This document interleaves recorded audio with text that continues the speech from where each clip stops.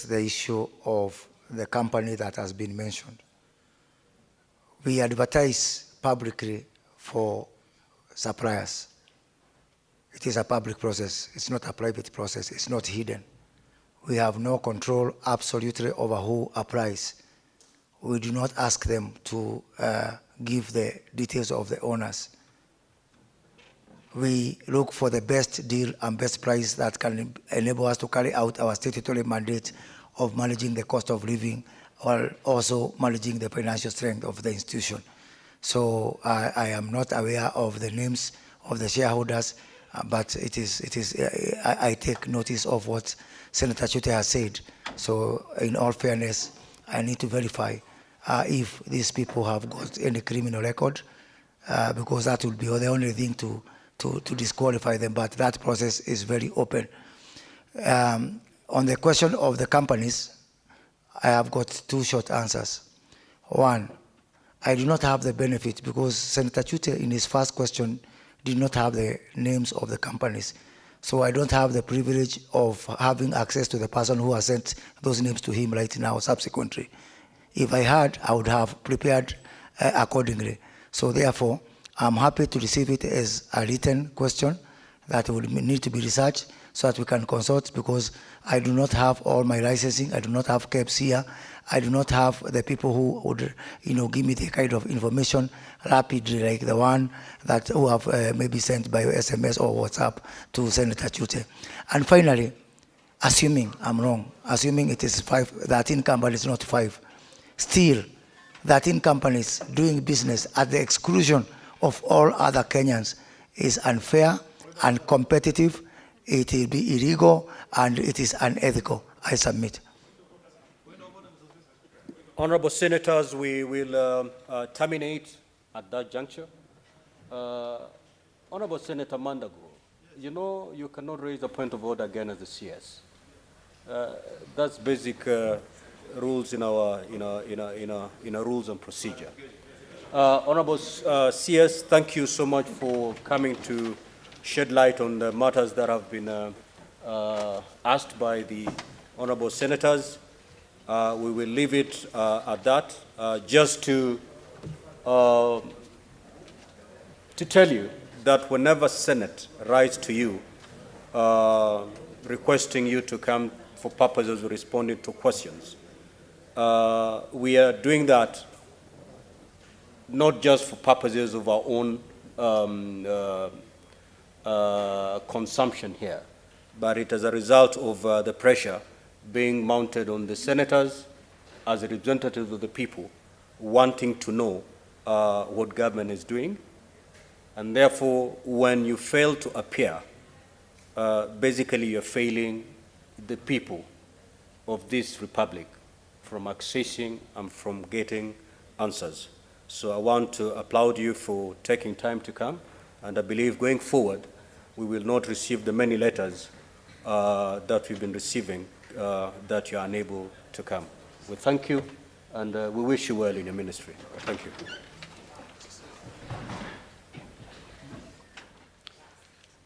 We will now proceed to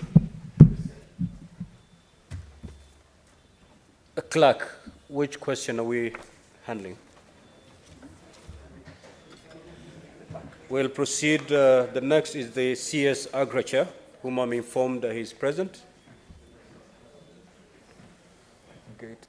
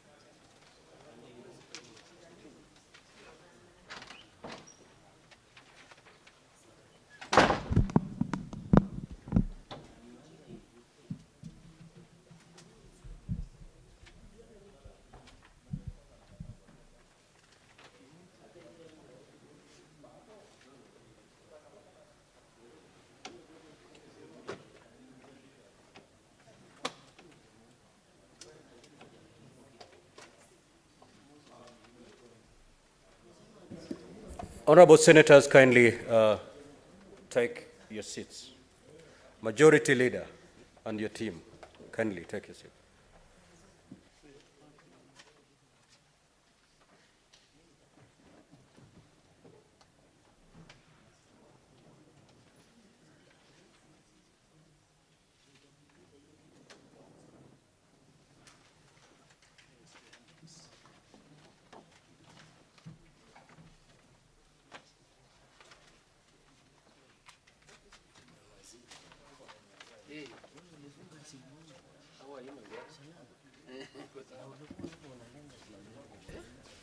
Clerk, is the CS Secretary present?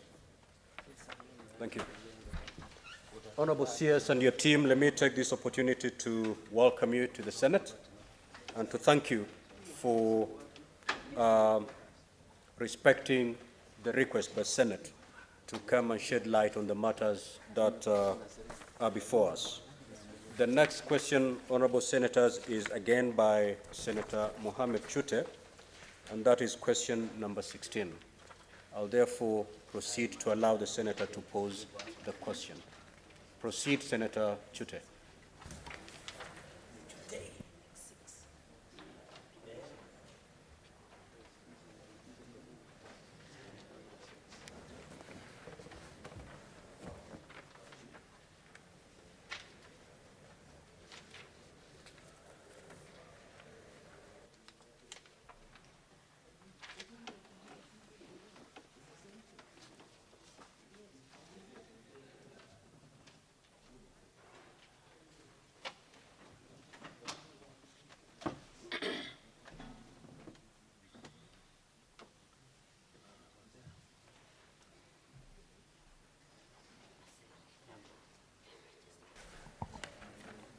Thank you, Mr. Speaker.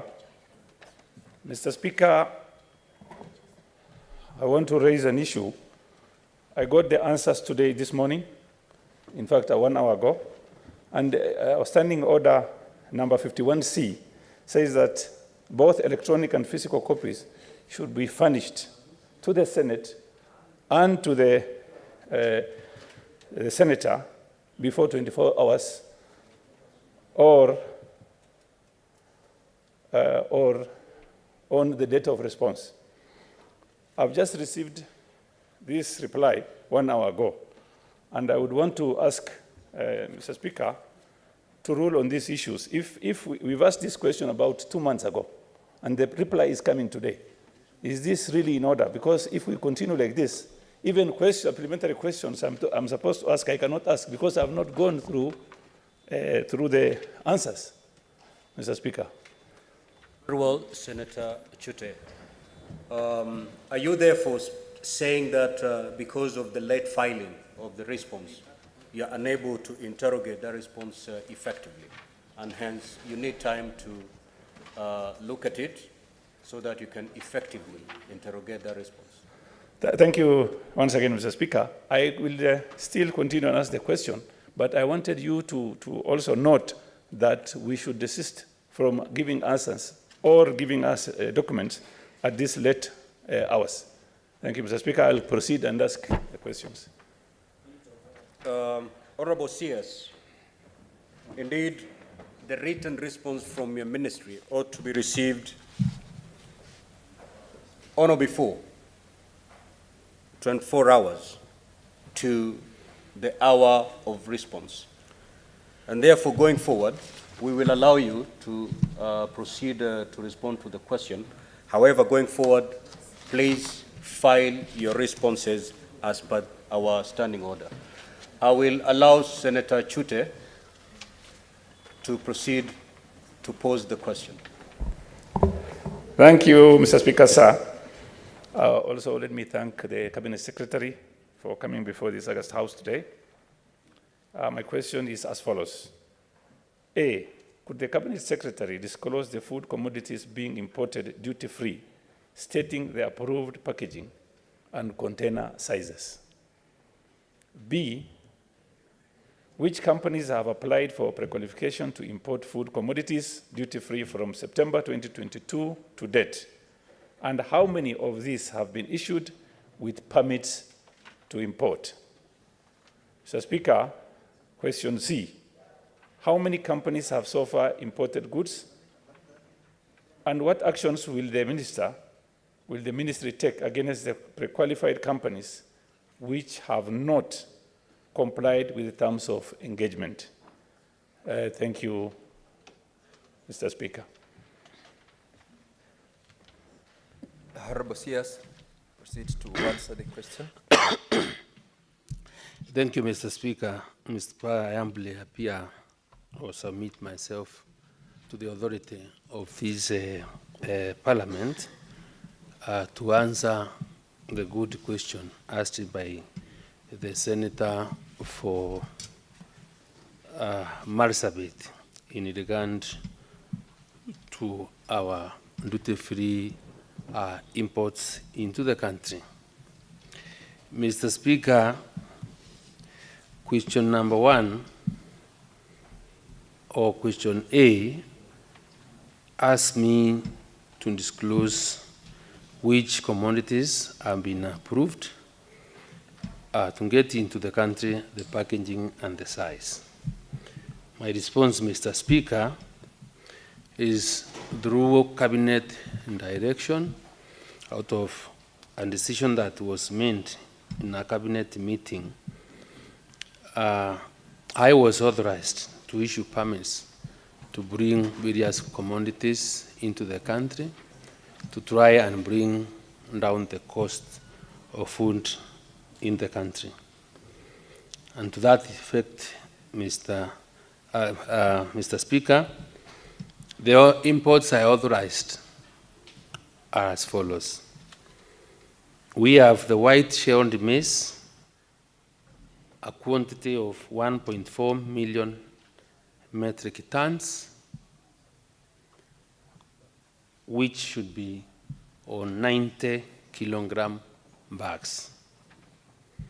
We have the other second commodity, which is white milled rice, where I got authority to bring in 1.1 million metric tons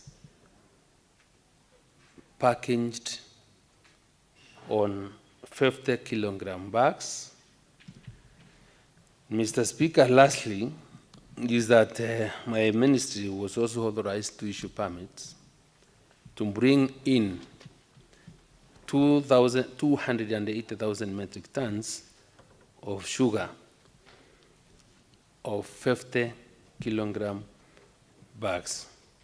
Mr. Speaker, in response to question B, which is the number of companies which applied for pre-qualification and to bring these items, Mr. Speaker, my answer is as follows. Mr. Speaker, we did advertise for expression of interest for those people that wanted to participate in this particular assignment, recognizing the fact that government is not spending a single coin into this, and we were trying to get private sector participation in them bringing the cost of food for purposes of ensuring that we had many participants and for transparency. I did cause an advertisement in the newspapers on December 14th, and out of that advertisement, different importers from all walks of life did apply, and we had a total of 461 applicants. The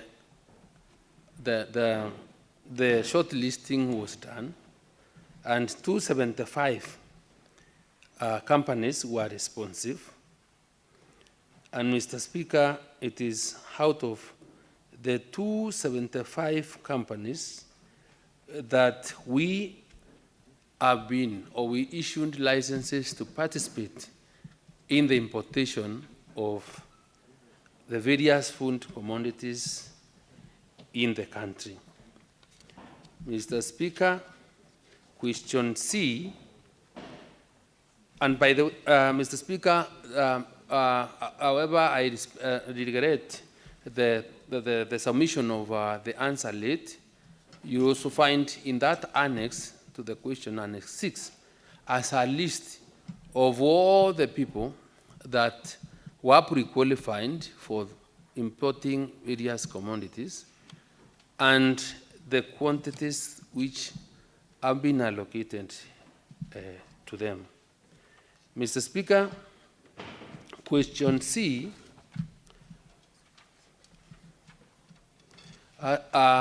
is partly answered by Annex C because it gives you the list of the companies that have been allowed to bring maize, to bring rice, and all the other, and sugar. But the question, Mr. Speaker, that is not answered in that question is how or what action I will take against the pre-qualified companies which have not brought the required or the permitted items. Mr. Speaker, allow me try to give the following answer. Remember, I think everybody probably may be aware that we've been going through very difficult times, and the cost of food has been quite high.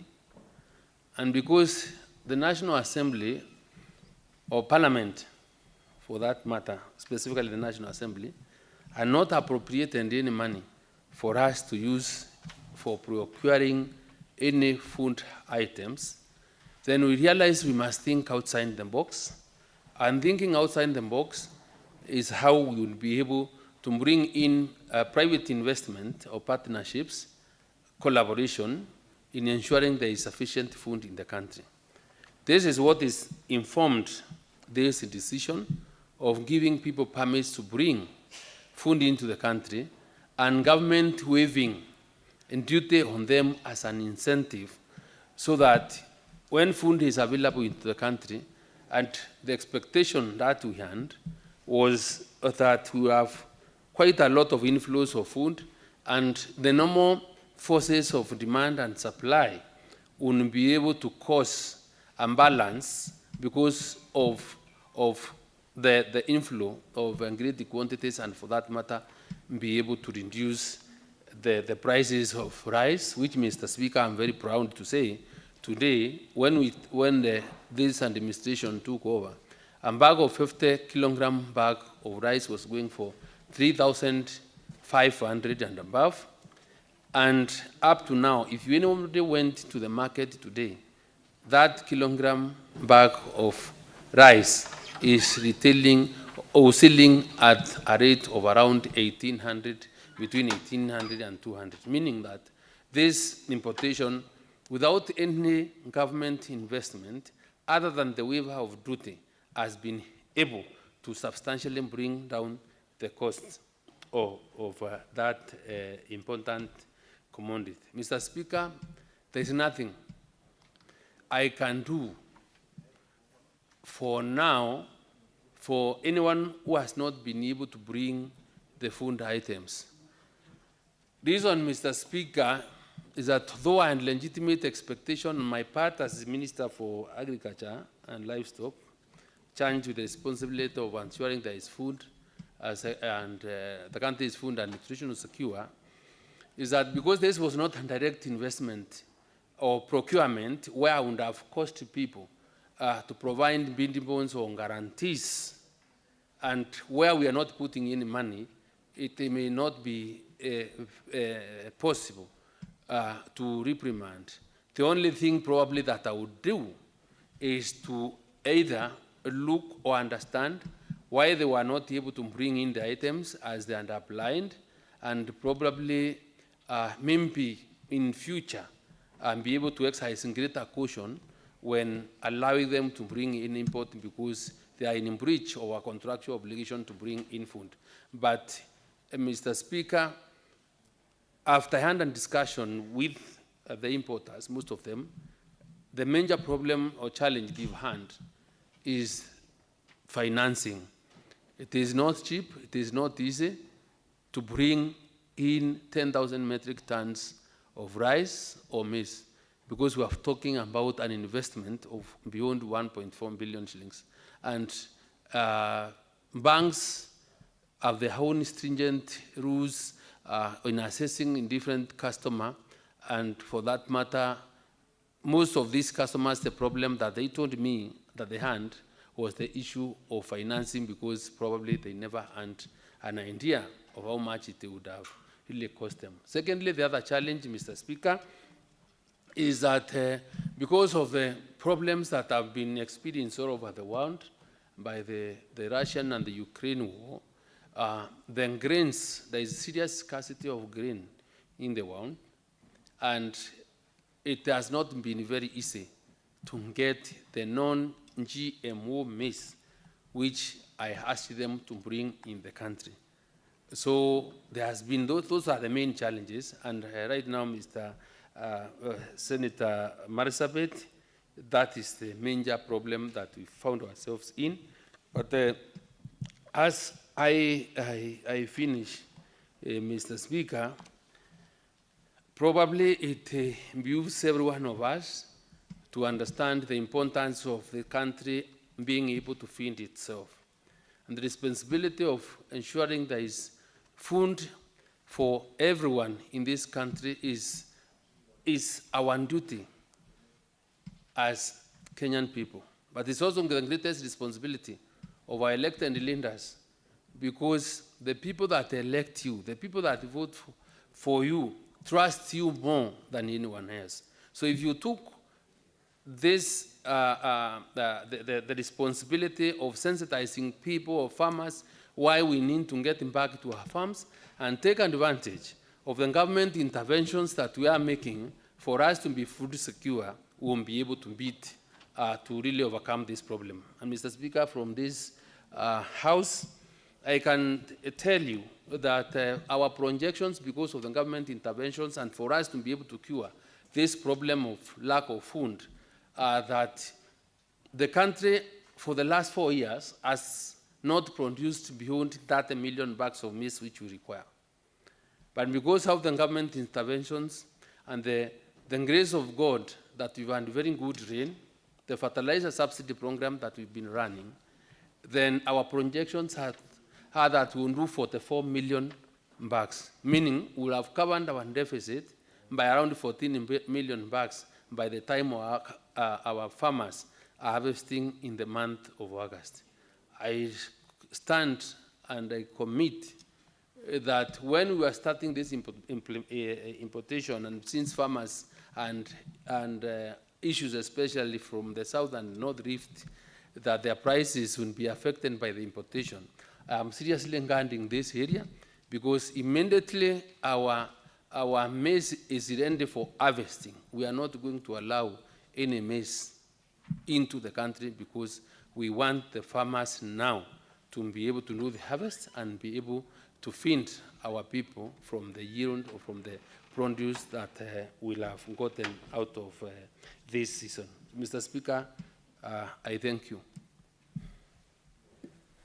Thank you very much, Honorable CS. Senator Mohammed Chuta, you've got the option to ask 2 supplementary questions which are related to the original question. You may elect to either go ahead and ask now, or you allow the rest of the senators with questions to the CS, then you close by asking your supplementary questions.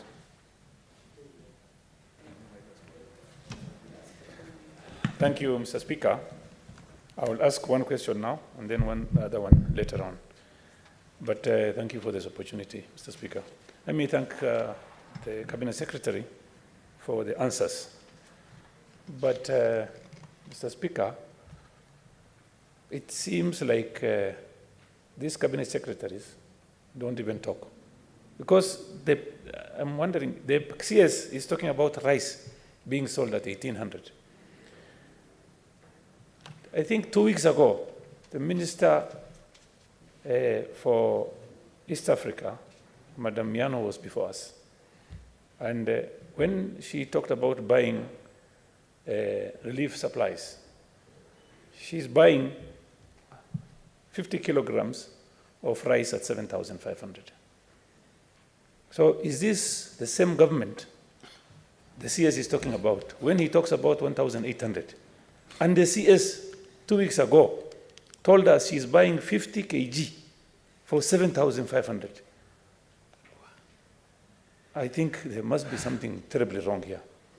And I think there is, even the CS who was there before, this is like cartels, corruption in making.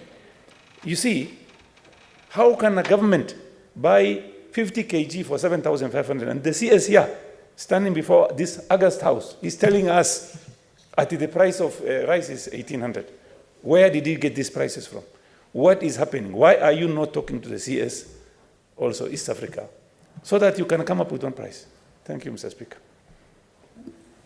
Honorable CS. Mr. Speaker, with your kind permission, I think you allow me to deal with the issue that I'm properly seized of, that is under my docket, and not get to went into other waters that I'm not familiar of. But this, I'm not lost of the general government collective responsibility doctrine.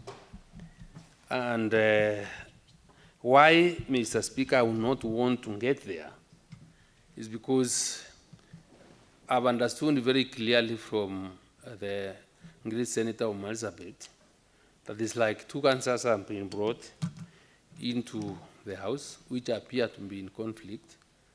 But from where I sit, I want to say very clearly, and I want to be held responsible, that my ministry, or in the course of bringing these commodities to the market, I have not designed, we have not spent a single coin from public coffers.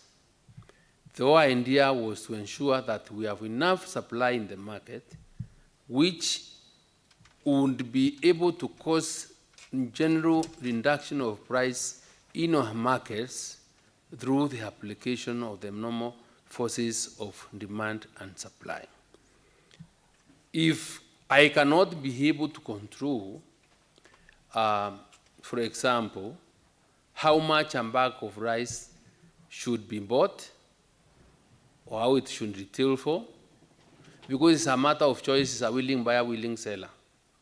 Just like when I sit here, Mr. Speaker, you can decide to take a 50, 500 grams, or 400 grams, or 300 grams, whatever it is, for beef in an hotel at River Road, or Parliament canteen here, whose meat I really enjoy and come here to take meat once in a while, and they pay 600 shillings. Or decide to go to Serena and take the same food or same cut of beef at 4,000 shillings a plate. So it's about choice. So what I have done is to ensure for the very common farmer, for the very common consumer of rice, of unga in Kenya today can be able to access rice at a cheap price. So that because it's a basic food commodity. So I am not able to really determine what margin or what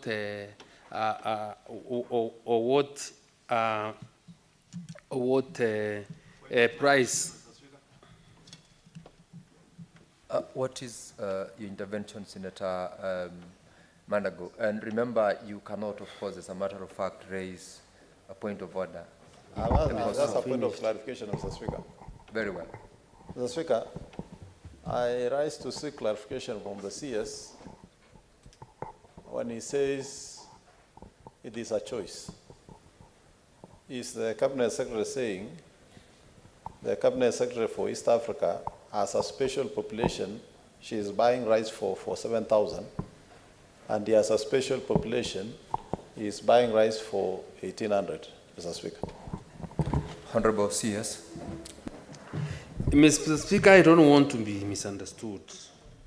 I was just trying to give an analogy so that people can know there is food, there is rice that is cheap out there in the market.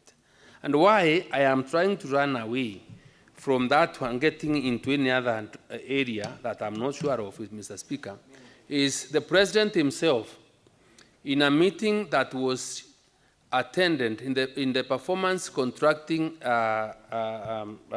resorts announcement at KICC, once and said that the supplies branch and pre-qualified people that were selling these commodities are 7,500. But in the market, there were lower prices. Mr. Speaker, the prices that I think are being penduled or referred to are very old prices that applied a long time ago through the supplies branch. Because I did not, and I don't sure, I've not consulted my colleague cabinet secretary to get to know. Mr. Speaker. Proceed, Honorable CS. Let's Mr. allow the CS to proceed. Let's allow. Mr. Speaker, is it in order for the CS to say the information is being peddled in the House? I haven't seen, Mr. Speaker, the House. Let us allow the CS to be heard in silence. Honorable Chuta, Honorable Mandago, allow the CS to respond in silence. Proceed, Honorable CS. Mr. Speaker, I am saying the country has had for some time prices that were obtaining in the market out of a pre-qualification from the supplies branch. And the President didn't direct that ministries must adhere and do pricing and get proper prices indications in the market for government to save money.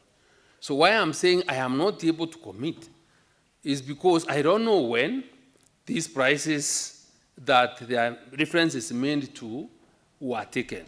But what I am telling you today is that if you went out to the market today, because we have brought in 530,000 metric tons of rice, the price of the 50 kilogram bag of rice is below 2,000.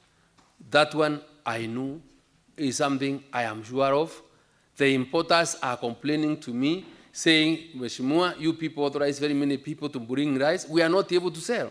So when probably anybody that bought rice before the coming in of the essential commodities that have come in, probably one bought at high prices. I may not know, Mr. Speaker. Senator Chuta, you will still have an opportunity to ask one other supplementary question, but in this instance, I'd like to allow Senator Lelegwe Steve Lutumbesi Samburu. Sorry, Mr. Speaker, I was intending to ask the previous Cabinet Secretary the question. All right, thank you. Senator William Chetumo.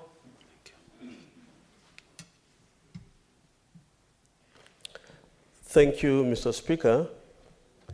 Mr. Speaker, I wish to thank the CS for, I think it's displaying some aspect of being honest with his answers.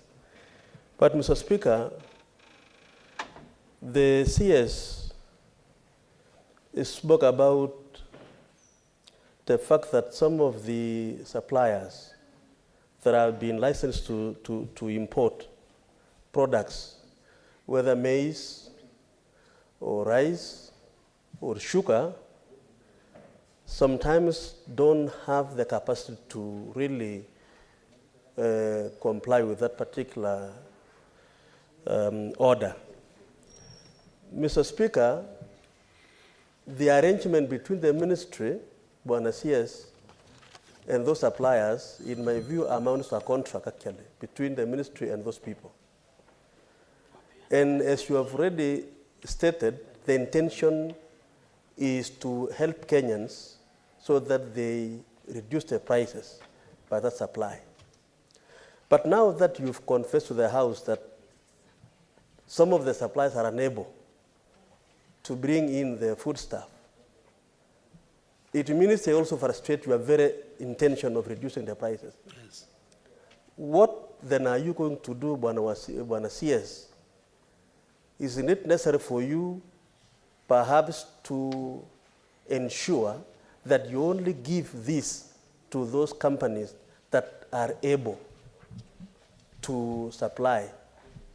Isn't it good for you to have a precondition before you allocate them these foodstuffs? Otherwise, my fear is that you may allow them and finally still not achieve the objective of wanting to reduce the prices for failure for them to supply. So what will you do? Because you have said it's a challenge, but Kenyans are looking upon you to look for a solution to that situation. What will you do? Proceed to respond to that Mr. question. Speaker, Honorable CS.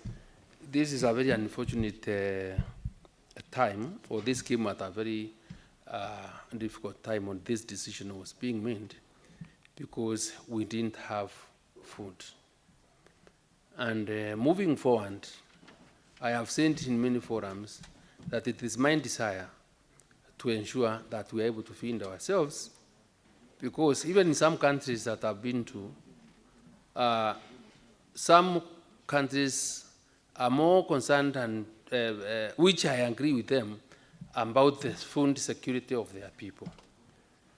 So for us to end this problem completely, we have to find how we can be able to produce food for ourselves and run away from reliance on imports. Mr. Speaker, I sent very well, because Honorable Cheptumo's question is genuine, is legitimate, and I appreciate his concern. But my main problem is because this was not a normal, it's not a procurement where we are spending any kind of money. We will not be able to bid the farmers, the importers, by way of serious guarantees on how much, what biddable or what guarantees to sign. And decided, because I was almost foreseeing this happening, and even done contracts for them to sign bidding themselves to certain prices, Mr. Senator Cheptumo. But because this is private investment, you are telling us you cannot give us conditions, you want me to borrow money from the bank at an interest, and you want to dictate to me how much money I will be able to sell. Secondly, was a very bad time when the dollar fluctuations, the currency fluctuations, and all imports are done on dollars. There was insufficient dollar supply in the market.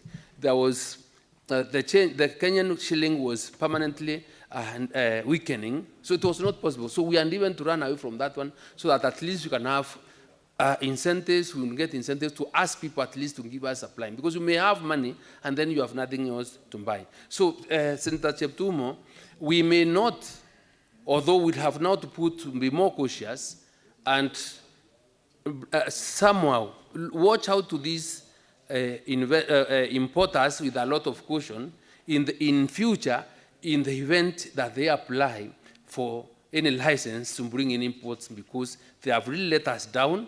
We would have been better than we are today, and they really kept their promise, because I think when we give them a contract or a license to bring, there was that general understanding that they will bring, meaning that they created legitimate expectation on our end as government, because we're expecting them to bring those commodities to be available to our people in the country, at least to be able to access something to buy. CS, thank you very much, Honorable CS. Majority Leader.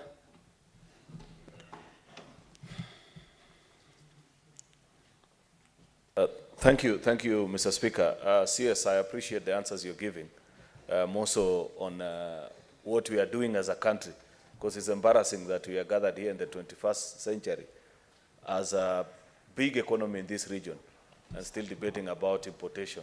I think your answers need to be more reassuring on what exactly we are doing, so that we stop this business of relying on farmers from other regions. Because the long and short of what we are discussing here is, how are we procuring from other farmers We are not short of land, we are not short of water, we are not short of people to cultivate. That is what we expect, Cabinet Secretary, that in the next few months we shall be discussing. My question, Mr. Speaker, is with regards to, this is a supplementary question, something that the Cabinet Secretary hadn't been prepared for, but you know, we have always told them to be prepared when appearing before the House. We passed the Tea Amendment Bill here in 2020, Mr. Speaker. Subsequently, the people that we had disputes with moved to court. Many players in the industry, East African Tea Trade, KTDA, and the likes. With the new administration having come into office, Mr. Speaker, and more so specifically, the directors of KTDA who are in office courtesy of that particular bill, unfortunately, they have refused to withdraw the cases that were filed by the ousted directors. Principally, a specific case, Mr. Speaker, that would have allowed all the 60 plus KTDA managed tea factories belonging to our farmers to pay only 1.5% of their gross as management fee, because they continue to enjoy the benefits as it is. I want an assurance from the Cabinet Secretary. When does he intend to crack the whip as a leader in charge of that particular ministry, to have a sitting with those directors and know that they are beneficiaries of an act that was passed in this House? They cannot on one hand enjoy being in office, while on the other seek the protection of the courts, not to pass the benefits to the farmers, Mr. Speaker. I want that particular assurance from the Cabinet Secretary so that we know which way do we proceed. Because if these directors are not keen on withdrawing the case, then let's go to the elections and elect fresh directors that still believe in the tea reform movement. I thank you, Mr. Speaker. Honorable CS, you respond to the question by the Majority Leader. Mr. Speaker, I can't agree more with the Majority Leader. And I may also say that I am a tea farmer. I know those problems. I passed this law. I was lucky, courtesy of the people of Meru, to be a senator, and I was in this. So I think the best way to address this matter, because I really feel the senator and Parliament cannot just be passing a law in vain. So let me invite the Majority Leader, because he's a man of wisdom, and then because now I'm the other end implementing what I passed here, then we can be able to come up with a proper way of how we need to do it, because it must be done, and whatever is required to be done, I am ready to do it, and Mr. Speaker, then I can report back. But I am willing to take up that challenge and ensure that is best. Mr. Speaker, the issue about tea farmers in the country is something that is so close to me. We have around over 650,000 small-scale tea farmers who really depend on tea, and we are really focused on how to improve the management of tea in the country to ensure there is increased productivity, there is increased yields, to ensure that we have better return for tea. So I think, Mr. Speaker, allow me ask the Majority Leader to come and sit with me and then share his wisdom on how we can be able to manage this, and with the support of the members of Parliament, we will be able to resolve the problem. Thank you. Thank you, Honorable CS. I believe the Majority Leader was listening to the invitation and will take it up with you. Senator Gerard Samson.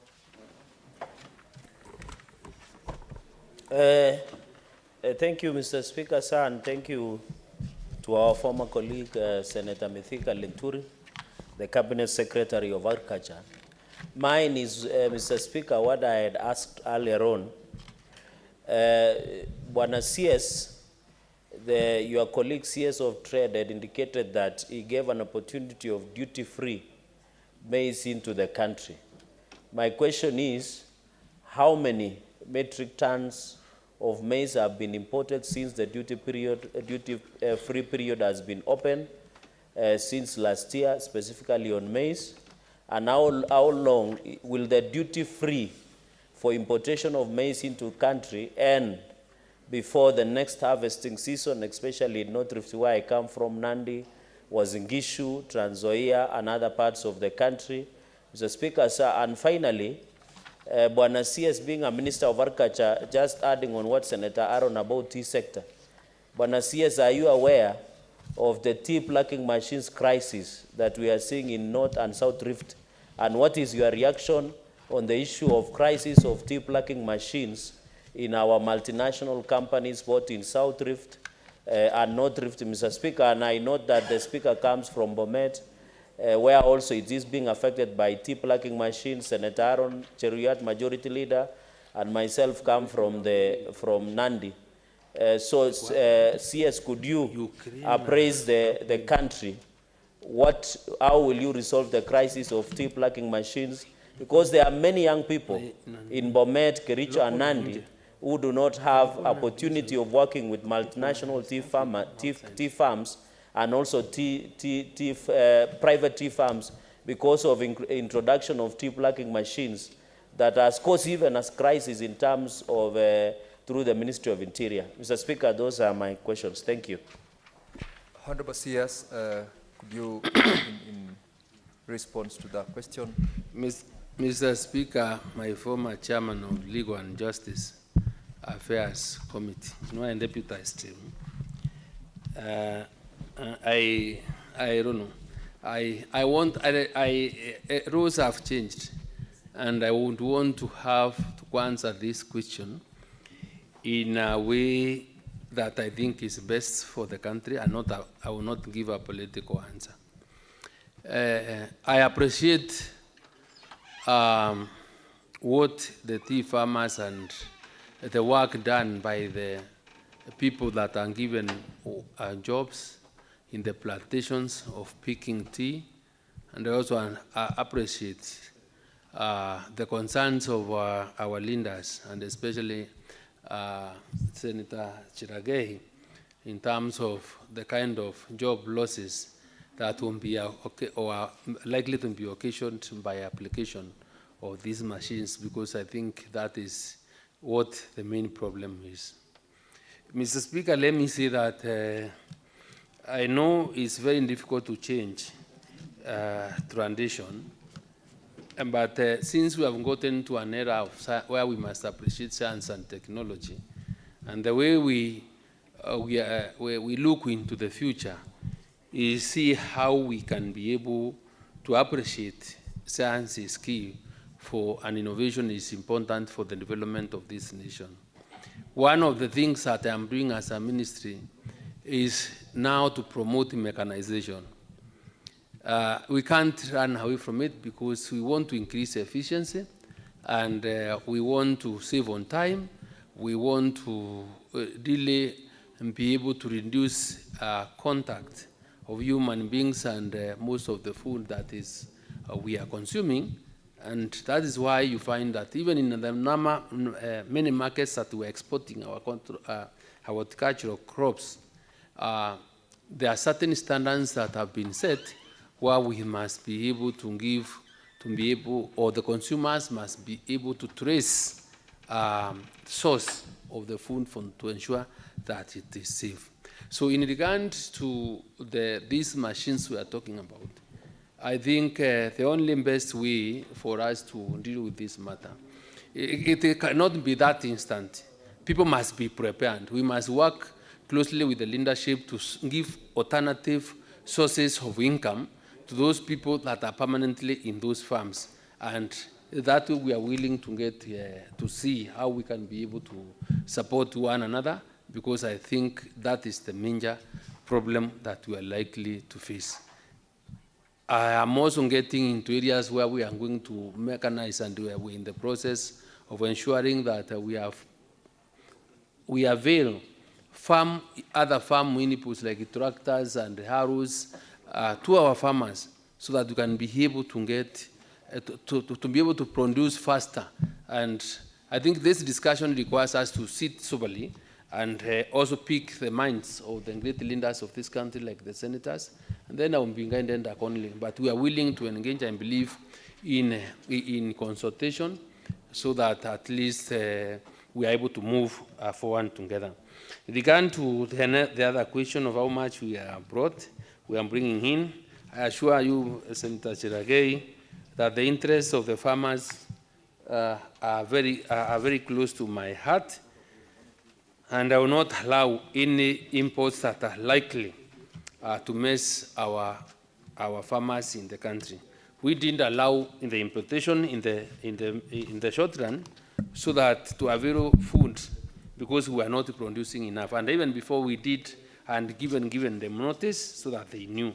So up to now, Mr. Chairman, Mr. Speaker, we have brought in 277,444 metric tons of maize, which amounts to 3,082,718 bags of 90 kilograms.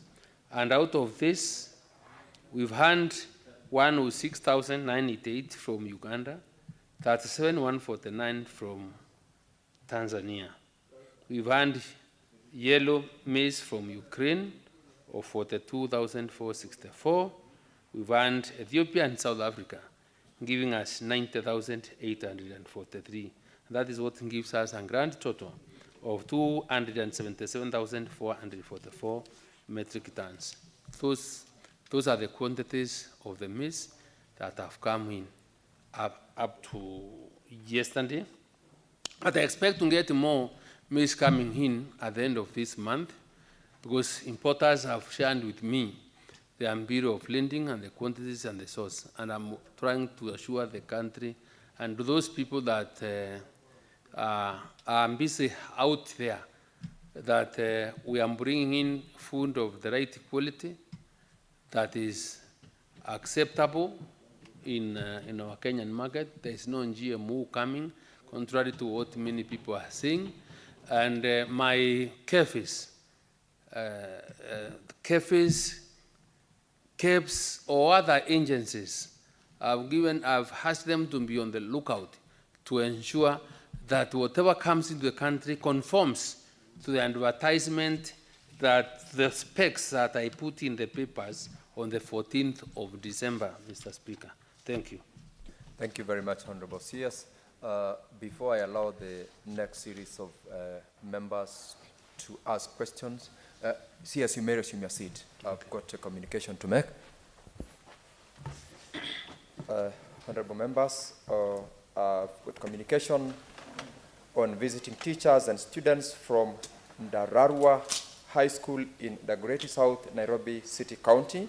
Honorable Senators, in the public gallery, we have 51 students accompanied by 3 teachers from Ndararua High School in the Greater South constituency, Nairobi City County, who are in the Senate on an education tour. Honorable Senators, in our usual tradition of receiving and welcoming visitors to Parliament, I extend a warm welcome to them, and on behalf of the Senate and on my own behalf, wish them a fruitful visit. I thank you. Honorable members, I have got, as I said, a series of members with questions. I would like to remind you about the provisions of Standing Order 51C7 on supplementary questions. The questions which are permitted and supplementary are questions related to the questions with which the Honorable CS, with which the Honorable Member had placed before the House for the CS to respond to.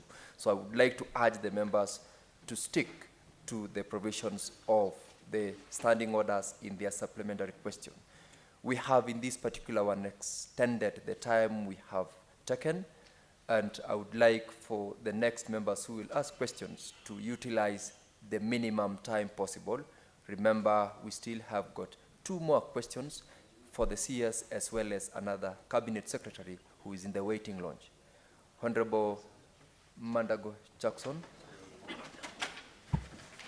Thank you very much, Mr. Speaker. My supplementary question to the CS is on the sugar that is being imported, and the CS has said they are importing 280,000 metric tons. I would like to ask the CS, as the sugar price at the consumer level dropped since the importation of duty-free sugar,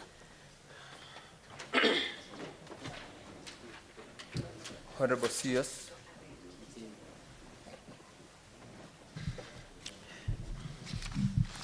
Mr. Speaker,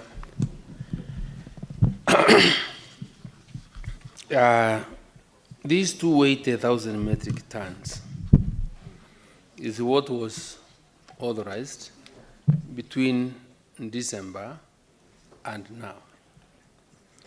We've had over 100,000 metric tons getting into the country and already been consumed. I remember in the month of in the month of April and May, mid-May, in the month of March, April, and May, a 50 kilogram bag of sugar was retailing for around 53 to around 6,000 shillings. That is from the prices that we were able to gather after we brought the 80,000 metric tons of sugar and come into the country. And out of the first authorization of 100, only 20 was remaining. So, Mr. Speaker, because it's a very fast-moving commodity, we were able to stabilize the market for a short time.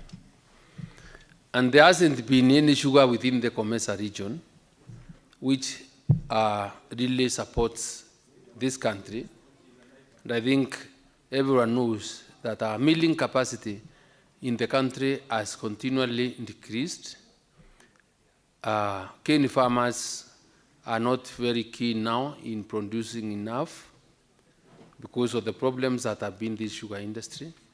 And it is out of this realization, again, Senator Mandago, that when the prices of the prices of sugar shot up to the tune of 80,000 shillings again, we realized that for us to be able to contain the situation is to seek more authority to get more sugar coming from the non-Comesa region, because there isn't any sugar within Comesa.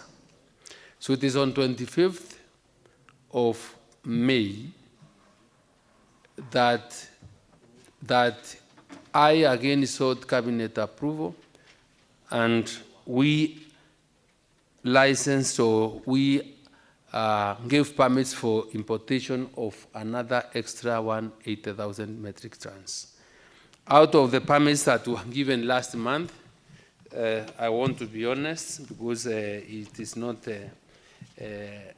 fair or reasonable or gentlemanly to not be clear, and especially when making presentations to a House of Parliament. We've not been able to bring, no importer has been able to ship in sugar out of the last, the few permits of 180. But I expect inflows of sugar in the second week of July, and for the last 1 month, the prices of sugar have been quite high, because we've had very little supply of the commodity in the market. We also attribute to that increased price to the dollar versus the Kenya shilling fluctuation, because our currency has continually weakened. Remember, we are exchanging a dollar to a shilling at 142 shillings. But let me also mention that for us to really be able to deal with the issues of food in this country, we have to deliberately invest in our farmers. We have to deliberately, as leaders in this country, really to sensitize the country and our farmers to really get back to the farms and take advantage of the interventions that the government is making. So without our increased production of cane and increasing our milling capacity of the sugar mills, then we will continually live in this problem. I've had a meeting with the sugar caucus of the senators and the governors from the sugar growing belt. We've had discussions, and we are coming up with a program on how to address this issue so that there's increased production of cane and milling. So when we come, because we're coming with some reforms and to this house, we kindly ask for support. And I think the sugar bill, I think, was also lying somewhere, which we're asking meetings for us to make considerations and see how to address the issue. But as of today, I want to consent and maintain that the sugar price is a bit high, but in the next few weeks, we will be able to bring it down once the imports of the 180,000 metric tons start coming in. Thank you. Thank you very much, Honorable CS. Senator Adan Dula Fatuma.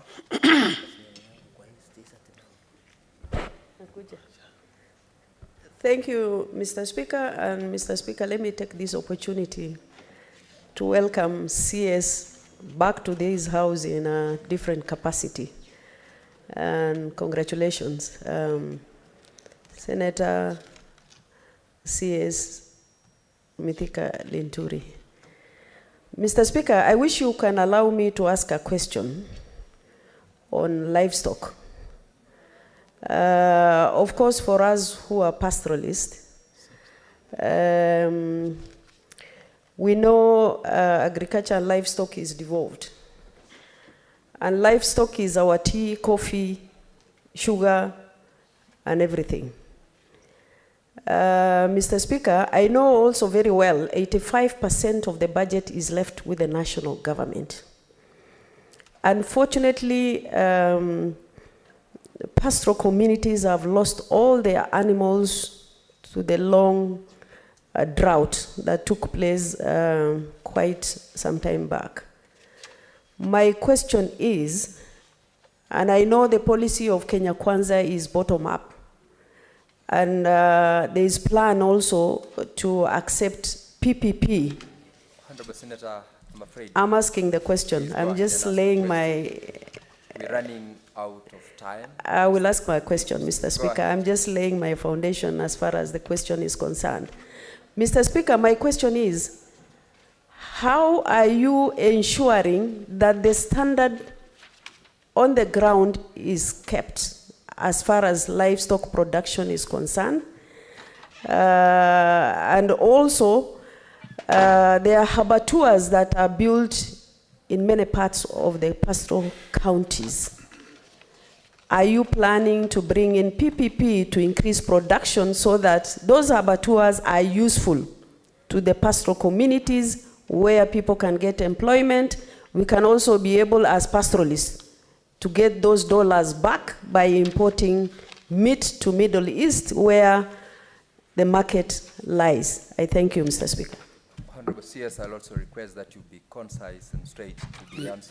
If you Mr. Speaker, I'll be very brief because that is completely a different question.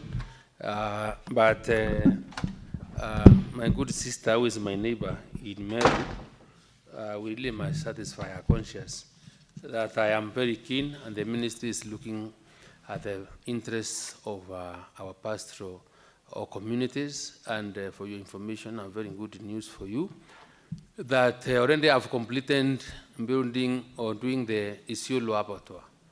Right now, the cold rooms are being fabricated in Italy, and we will be operationalizing that abattoir very soon. Secondly, we are running a program by the name Drive, which I'm launching on, I think, 14th. And the part of the good things that come with it, because it's in Isiolo, it's in your area, is that we are trying to increase to bring in our farmers to manage livestock in a more orderly manner. We are going to support the production and the rearing of the animals. We are going to create or support you to build feed lots for you to be able to feed your cows and animals. We are going to contract the farmers to grow pasture for those animals, meaning that we'll be able to bring in more people into employment from those pastoral communities. We are also in the process of we are going to ensure that we have a good market for them. So, because in general, that is what I would want to tell you, and this is something that is beginning in the financial year, in the next few weeks on July, and that's why the launch is on 14th of next month. It should have happened like last week, but we had other engagements that did not make it happen. So, for more information on how we are going to do this, you are also welcome to pay us a visit in the office. And I believe, I'm a livestock farmer. So it is to the interest of the livestock people and farmers in this country, and it's a key area that the Kenya Kwanza government is looking at because of its potential to grow the economy. Remember, we are keen on leather, increased milk production, and I want us to engage because I think you have the potential. If you were to increase the production of your milk from the 2-3 liters per cow to around 6 liters per cow, would have sorted the problem. Like you to Thank you. conclude. Thank you. Senator Alexander Mundigi. Thank you, Bwana Speaker.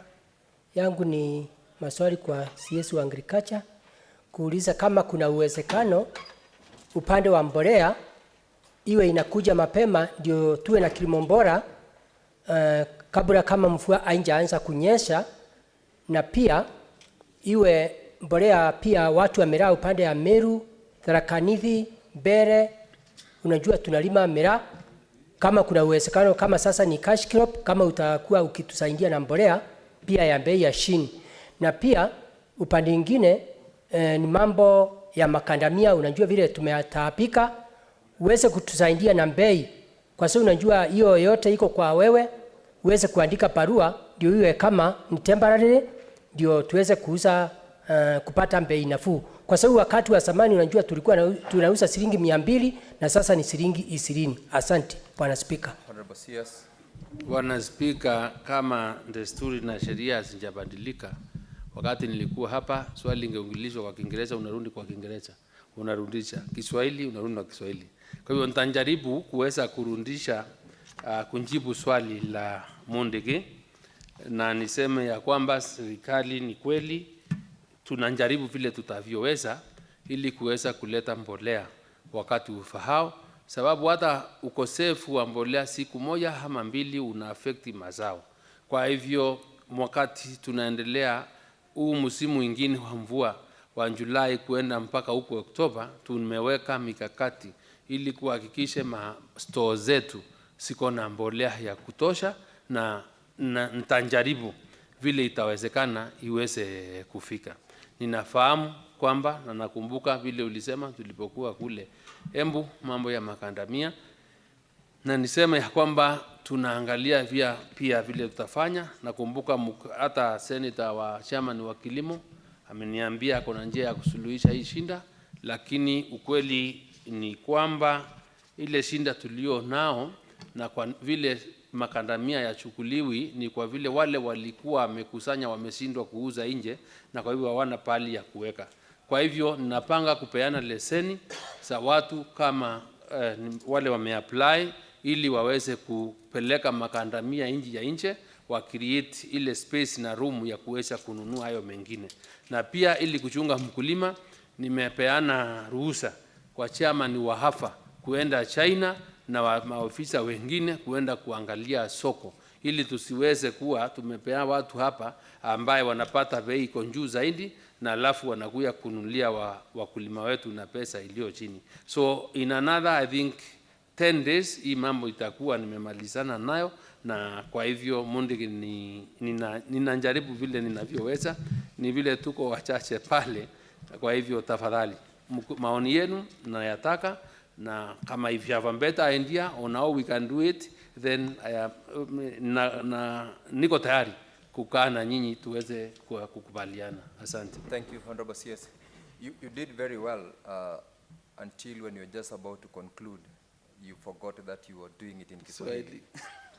But nonetheless, you have responded. Honorable members, I would like to give to the last Honorable Murango. So that we close on this particular question, I'll request that you also be quick, and as well the CS kindly just respond directly to the question as it is asked. Asante sana mstahiki Spika kwa kunipa hii nafasi kumuuliza waziri wa kilimo, na yangu si mengi. Waziri, kwanza hebu nikushukuru. Mswahili usema mgala muwe na haki yake umpe. Kwanza ile kazi umefanya juu ya mbolea, leo nimetoka Mwea na wakulima, ile shinda ilikuwa umeitatua kwa muda mfupi sana. Saa hii wakulima wanafurahi. Jambo kidogo tu, fertilizer 17 na 23, hiyo maneno tufunge, tupange maneno ya ndege kwa sababu ya wale kuelea. Hiyo ingine waziri, ni kwamba yangu ni mambo na hiyo mchele. Saa hii umetupatia mbolea. Tunalima mchele Mwea, Bunyara, Hero na Mbura. Na tutalima mchele ya kutosha. Kwa hivyo ningeomba ya kwamba wakati mnafanya uamuzi wa kununua mchele kutoka nje, muhakikishe ya kwamba ile ambayo tutalima kwa hiyo mbolea ya ruzuku umetupa kwanza, mmechukua yote, wakulima afurahie. Alafu kuna kiwanda inaitwa MRGM. Ilichukuliwa mchele na KNTC, najua haiko kwa wizara yako. Lakini toka Disemba mpaka wa leo hawajalipwa pesa yao. Wameanza kukopa pesa ili waweze kupanda mchele kwa sababu huu ni msimu wa upanzi. Ningeomba pia uongee na waziri, kwa sababu hii ni kilimo pia, waweze kulipwa, wasinje wakakopa pesa ama wakose pembejeo za kupanda ya kushughulikia mchele. Asante sana kwa kazi ambayo unafanya. Thank you, Senator Murango. Honorable CS, I hope that will be done in the next 30 seconds. Namshukuru Senator wa Murang'a wa Kirinyaga sababu hakuna swali ameniuliza. Ameongea. Thank you for the compliments. Na niseme ya kwamba nitajaribu. Nilipopata shinda yako ya mambo ya fertilizer, nilipata nikiwa nje ya Nairobi, na unaona nilifanya kazi and I'm happy. Watu tayari wamepata fertilizer. Nataka pia kusema ya kwamba tumejipanga vizuri na fertilizer itakuwako ya kutosha na pia bei ya chini, na kwa hivyo hakuna kitu kingine mimi nataka munisaidie naye tafadhali ndugu zangu, ni kurudisha watu kwa mashamba tuweze kushalisha chakula, na wale wengine tuwaombee wajue tuko na jukumu ya kushalisha chakula kama taifa. Mambo ingine tuachane nayo na kucheza na maisha ya Wakenya. Asante. Thank you very much. Senator Chute, your last supplementary question. Kindly be quick and straight to the question to the CS. Thank you, Honorable Speaker. I cannot be that short because this is my question, and I was given these answers very late, and that is not my fault. That is the CS's fault. But I want to put a question to the CS, and it will be a bit broader. Mr. Speaker, there is something I don't understand. There is, according to the CS trade, there was an exemption, duty exemption, for Kenya National Trading Corporation on rice, 150 metric tons, sugar, 200 metric tons, and beans, 80 metric tons.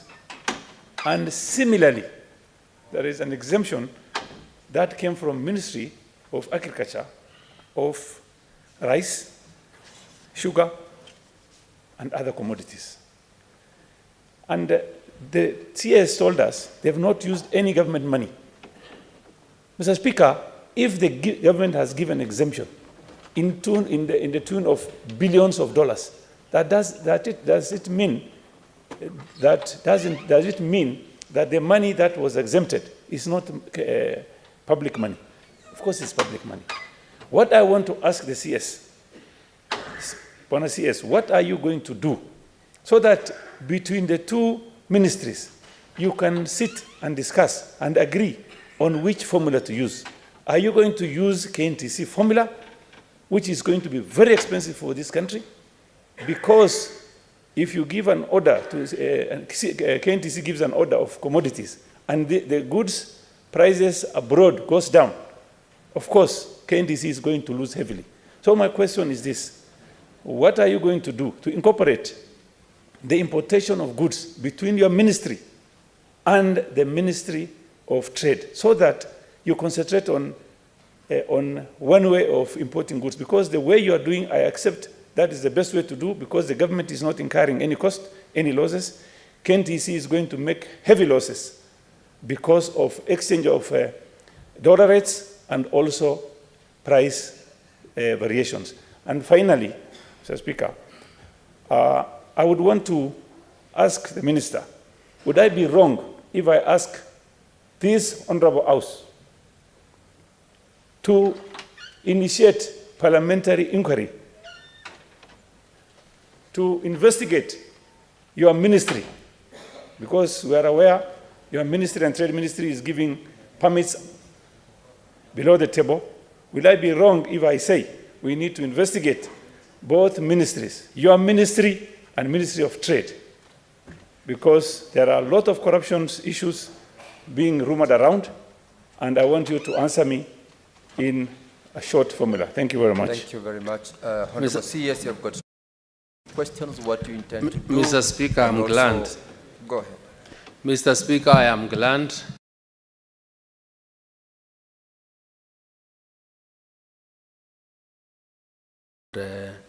those are the issues on giving of permits is a rumor. So I can give the actual position because I'm open and accountable to Parliament, and we cannot stop Parliament from making an inquiry, and we are ready to provide any information if so asked. But the position, Mr. Speaker, is, remember, we are in an ambitious process of trying to open government to scrutiny for everyone. That's why we are running an in-government. And we want to get there 100% by end of year. So sugar importation licenses or whatever it is are done online, Mr. Speaker. So when you want to apply here, you have no contact with anybody. You go into the AFA portal, make an application. When you have met the requirements, then you even print from your own house. You don't even go to the AFA offices. So that is how open we are in this space. Secondly, Mr. Speaker, when I was answering this question, I said, because we are not procuring, we are only facilitating importation by extending duty waiver as government incentive for people to bring in food or to avail food commodities in the market. So in terms of costing, of course, I must admit that revenue of government is lost because import duty is not paid. But that is the incentive for everyone to bring in. So that is to the extent that the ministry participates in ensuring that these items are here. I am the one who gives permits to any importer to bring sugar. I can tell you, I have not given any permit to KNTC to bring 200,000 metric tons of sugar.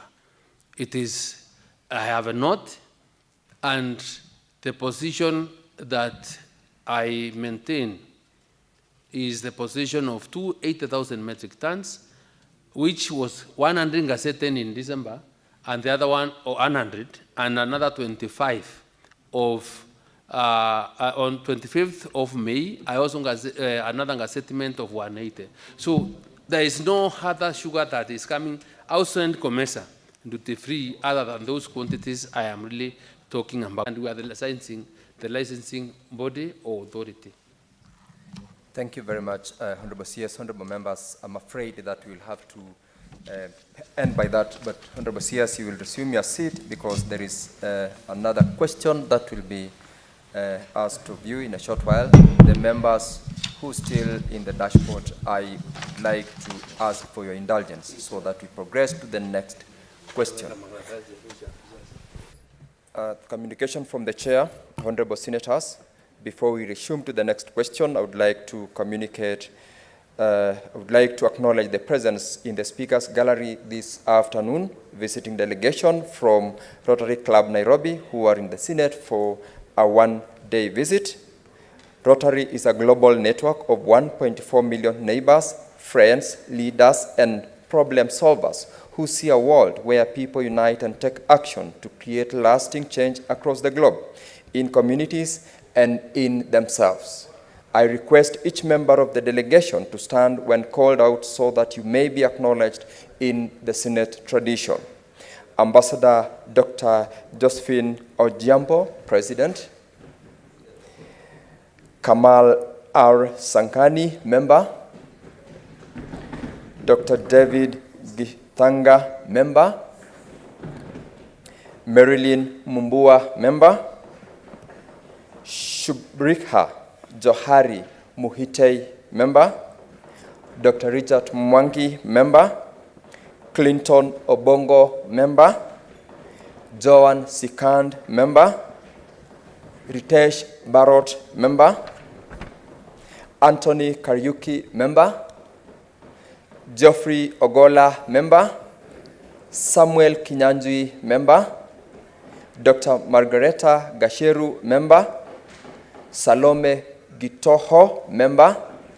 Lilian Obeto, Member. Patrick Okoth, Member. Samson G. Kibosho, Member. Nelson Mburu, Member. And lastly, Celine Monya, Member.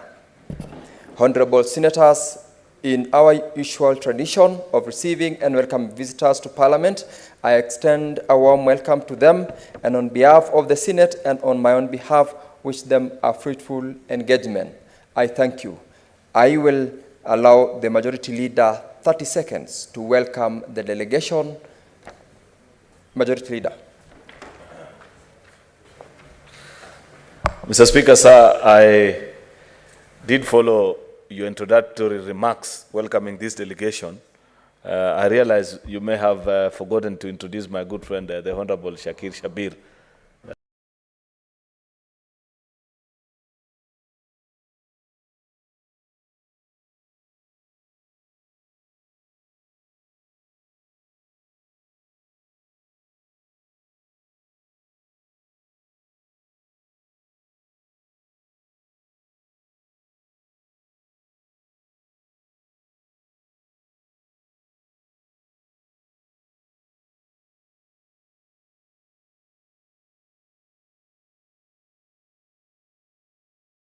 Follow your introductory remarks welcoming this delegation. I realize you may have forgotten to introduce my good friend, the Honorable Shakir Shabir.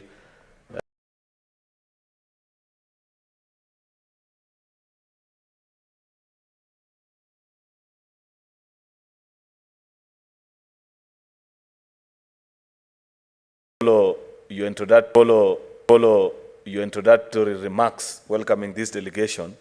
I realize you may have forgotten to introduce my good friend, the Honorable Shakir Shabir.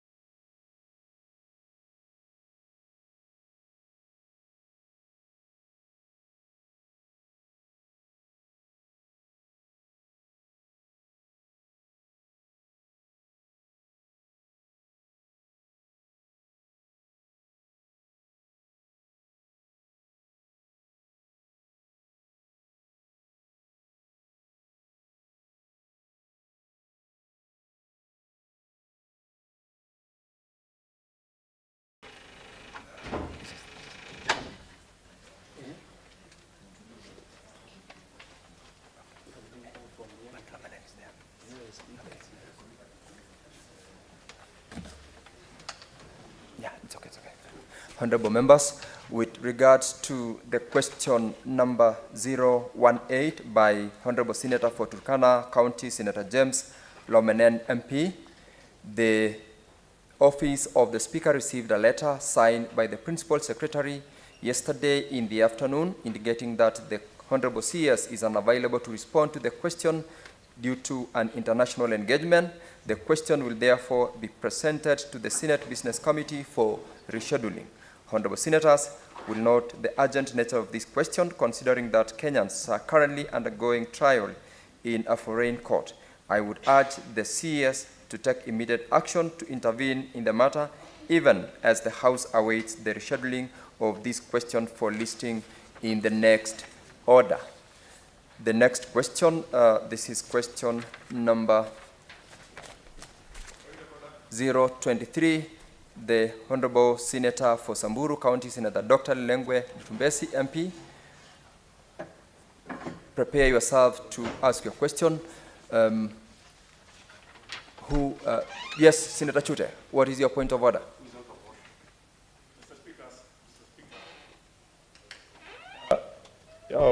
According to the chair, it is like you got the answer yesterday, the letter yesterday.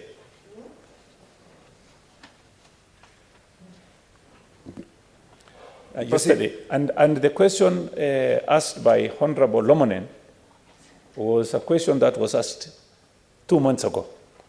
Why should somebody wait until yesterday to write a letter? Senator Mr. Speaker, we need to, these cabinet secretaries are not resume your seat. Resume your seat. Thank you. Senator Chute. Thank you very much. Honorable CS, you and your team are discharged.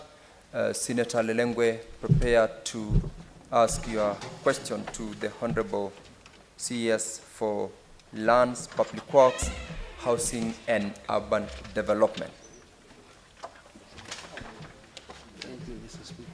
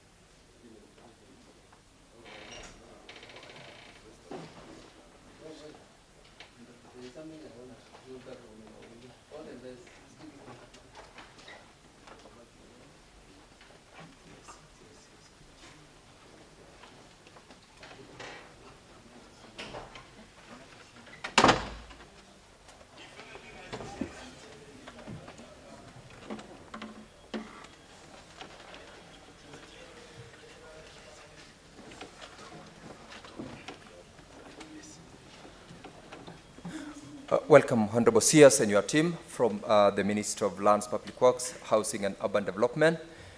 We are in under 14 minutes expected to put to your question that you have already sent a response. And in this moment, I would like to ask Honorable Senator Dr. Lelengwe to proceed to ask the question to the CS. Thank you, Mr. Speaker, sir, and I appreciate the presence of the Cabinet Secretary. I proceed to ask question number 023 in the order paper to the Cabinet Secretary for Lands, Public Works, Housing and Urban Development. A, what measures is the government taking to ensure the full operationalization of the Samburu Land Registry that was opened in 2021 to enable the residents of the county have access to land registration services and issuance of title deeds? B, when will the government deploy a land registrar to Samburu County? Thank you, Mr. Speaker. Thank you very much, Senator Lelegwe. Honorable CS, As I invite you to respond to the question, I hope you can be able to do that straight to your answer to facilitate any supplementary question that may come from the honorable members. You may proceed. Thank you very much, Honorable Speaker. Delighted this afternoon to be here, Mr. Speaker, to shed light on matters raised by Senator for Samburu, Dr. Lengwe, and I want to respond as follows. Mr. Speaker, the Land Registration, the Registration Units Order 2017 provides for the establishment of land registration units countrywide. Currently, the ministry has gazetted 71 land registries countrywide, out of which 63 are fully operational and covering 41 counties. In 2021, Mr. Speaker, the registry gazetted 8 more registries to further decentralize the services. However, they are not operational due to various challenges such as lack of space, equipment, insecurity, and inadequate staffing, among others. Mr. Speaker, so far there are only 2 counties, that is Mandera and Wajir, where land registries have not been established. However, plans are underway to establish land registries in these 2 counties. Honorable Speaker, on measures by the government to ensure full operationalization of the Samburu land registry, I wish to respond as follows. Honorable Speaker, the county government had offered some office space in the basement of the governor's building. However, it posed a challenge to access by the clients and the public. The national government is, however, constructing a land registry at Maralal. The Samburu Land Registry offices block at Maralal is half complete. It is 50% complete. There are major works that the contractor on site is expected to do, and due to the auxiliary measures, the allocated budget was reduced to 0 in the last financial year, thereby leading to stalled process. However, the government has allocated Kenya shillings 17 million in the financial year 2023-2024 toward the completion of the project. The estimated budget to complete the whole project is Kenya shillings 42,389,713.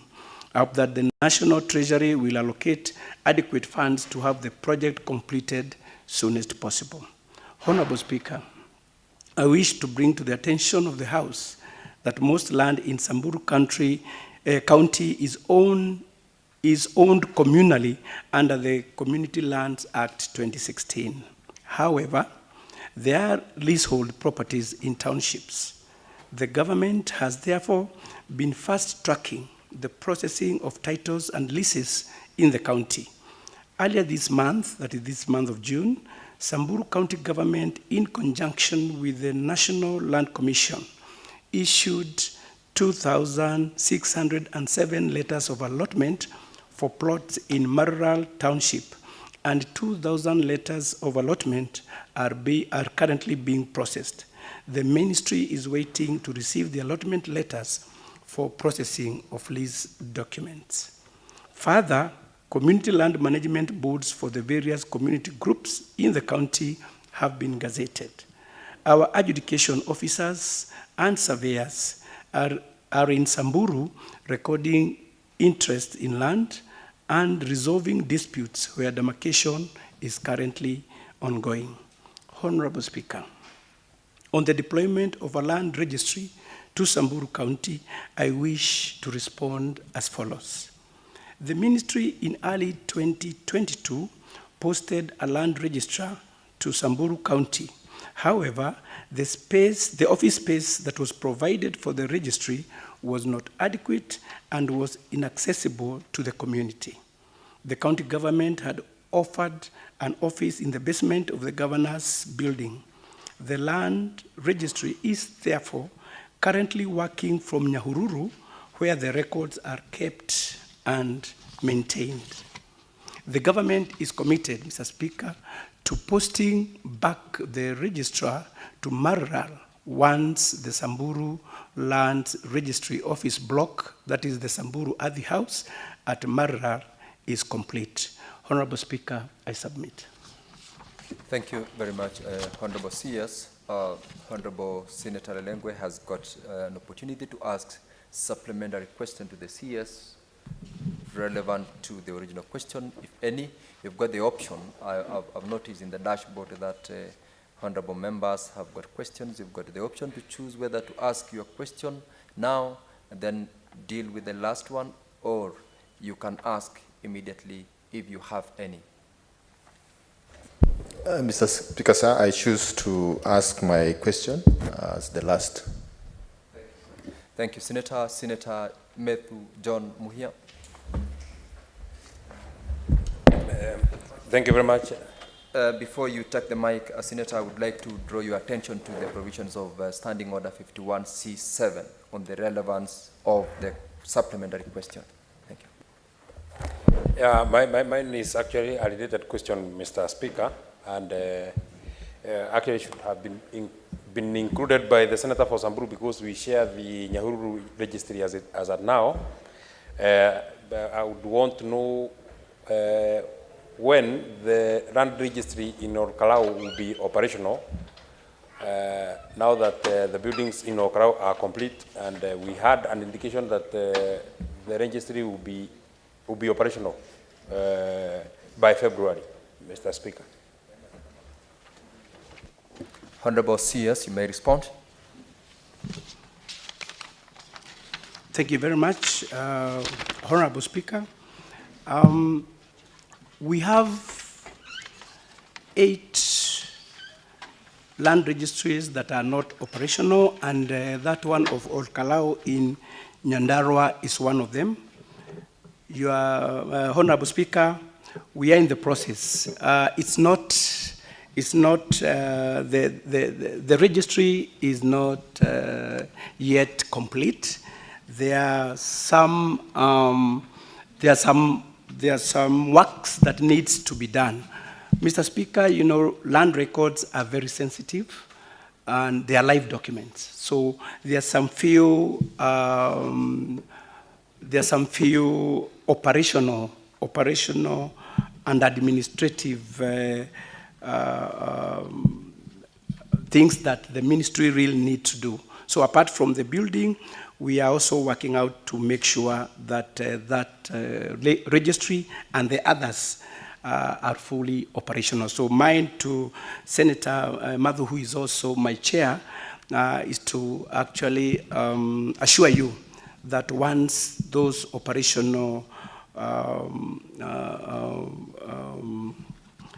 and administrative things are done, then we are going to open that Orkalau registry. We understand the Go Alot 1. Nyandarua County is served from Nyahururu, which is in Laikipia, and we understand the pains that the residents of Nyandarua County undergo. So we are really, as a ministry, we are working to make sure that that problem is solved. Thank you. Senator Chute Mohammed Said. Thank you very much, Honorable Speaker. And also let me welcome our CS, good CS who is doing his job very well. Thank you and welcome. Honorable CS, I want to thank Senator Legwe also. He's my neighbor. And we share a common border, long border. And when he talked about Samburu, it also affects Marsabit. And you've just said Marsabit, we have a registry, I think. And I wanted to know, there are land grabbers who come from abroad and some also local land grabbers. And what Lego was talking about is community land register, community land. We've lost land through a group called Lake Turkana Wind Power in Marsabit.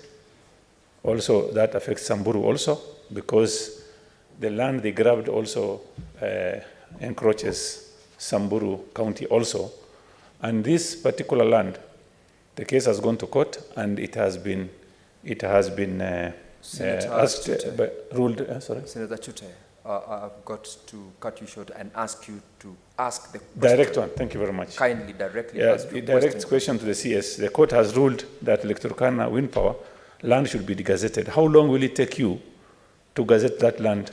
And I want to come to your office if you give me a date so that we look at how soon it will be degazetted. Thank you very much. Honorable CS, you may proceed to respond. Yes, thank you very much, Senator Chuche.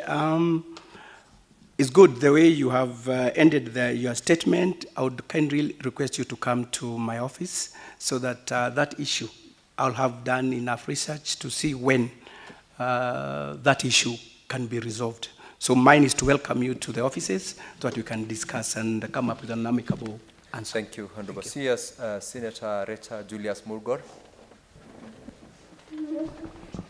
Thank you very much, Mr. Speaker, for giving me the opportunity to ask a supplementary question.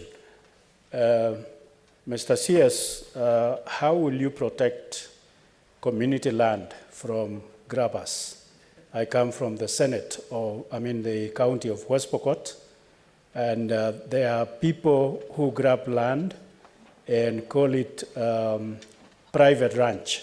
So there are private ranches that are coming up and chunking out community lands. And with an okay from your office, the registry from your office, the surveyors, the adjudicators, and all that. And that may apply cross-board to Turkana, to Samburu, to Marsabit, and all those. How will you protect community land? Honorable CS. Thank you very much. We are working closely with the county governments, and what we are requesting the county governments to do is to come up with the inventories, bring them to us so that we can register those community lands. So we are really working closely with the county governments, and the county governments can cure that problem when they fast-track that process of bringing in all the inventories so that as a ministry, we can register them. So that's what we're doing now currently, and I'm happy that so far we have registered about nine of them. So I think here is to work closely with the county governments so that we can get those inventories for registration. Thank you. Thank you, Honorable CS. Senator Ekomwa James Lomenen. Thank you, Mr. Speaker. I think my question has been answered. The question that Senator Murgor asked. Thank you very much. Thank you. Because I really wanted to know whether Community Land Act has been implemented in counties like he has mentioned. Thank you very much. We are really interested. Thank you very much, Senator. Now, Senator Lelengwe, you were last and supplementary question. Thank you, Mr. Speaker. Let me first say I'm not satisfied with the response by the Cabinet Secretary. First, the land registry that is in the basement of the governor's office was opened by the government, and it was certified then that that land registry is fit and accessible to every citizen of that county. And Honorable Speaker, now indicating that why the residents of Samburu are not getting the services is because of the inaccessibility of the office is Senator not Legwe, justifiable response. Just ask the question, the supplementary. Mr. Speaker, sir, again noting from the response that this financial year, 2023-2024, the government has budgeted for about 17 million out of the 42 million requested to build an Arthi house in Maralal. Mr. Speaker, sir, it will take long for the residents of that county to get the services, noting that they have been lacking that registry since independence.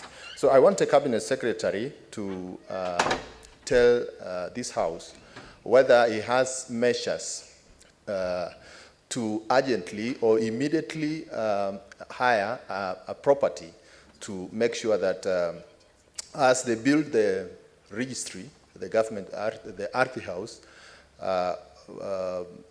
make sure that that house or the property they intend to hire to give the residents of Samburu the services. So my question, Mr. Speaker, sir, is that is the Cabinet Secretary ready to hire property to provide services for the residents of Samburu? Thank you very much. Senator Honorable CS, Thank you may very directly much. respond to whether you are ready to lease any property for the ministry. Thank you very much, Honorable Speaker.